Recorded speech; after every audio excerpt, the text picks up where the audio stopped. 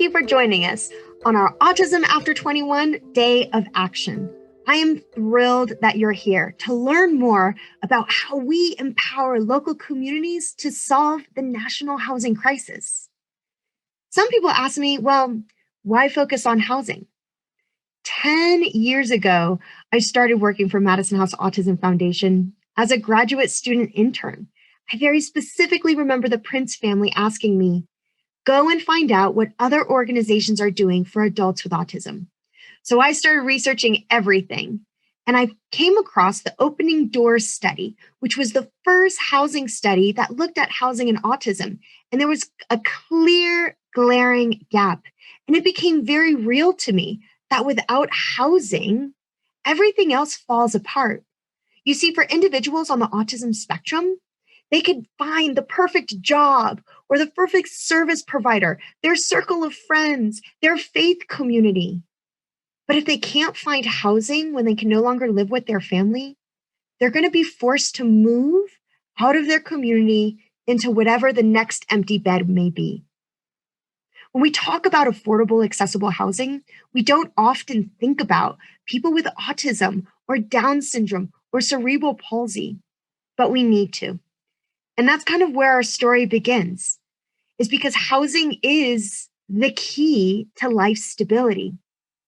And so we took the recommendations from the Opening Doors study and we developed the Autism Housing Network, our first housing initiative, an online hub of information where people can go to one source and be inspired and see different emerging options and housing resources and read stories so that they can think about, well, what would be best for me, or what would be best for my loved one, or what would be best for my community?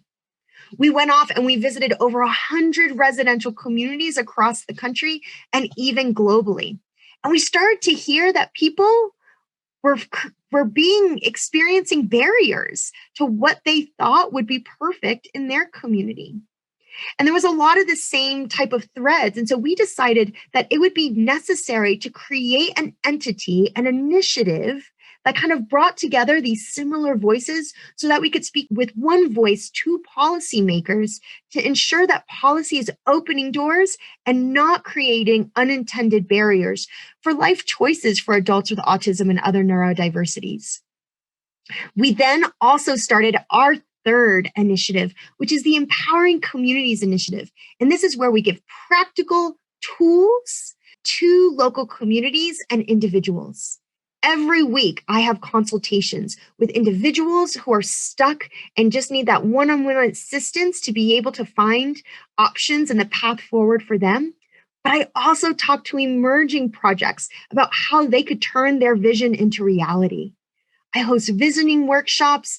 I do market analysis where we educate the local community, where we gather information on their needs and their preferences. And then we approach local leaders saying, how are we going to be able to meet the demand so that people with neurodiversities in your community do not have to be displaced? We also developed a masterclass for local communities who are interested in developing co-housing, essentially building your own neighborhood. We partnered with Katie McCammett from Co-Housing Solutions, world famous founder of co-housing in the US. And then just recently, I spoke at the UN Habitat World Cities Forum, because the reality is we might be experts here in the US, but the knowledge that we have gained, we need to be able to share with others, because what works in the US is not going to work in India, is not going to work in Jamaica, is not necessarily going to work in Argentina. Different local communities need to understand what options are, what others have learned to be able to create the needed solutions in their communities. And we're excited to be able to partner with international organizations so that we can create a global movement for more housing options. And I am so excited to finally share that the A Place in the World Housing Market Guide has been published. For so long, we've kind of stumbled over words with, well, how do we describe these emerging projects and how do you articulate your vision?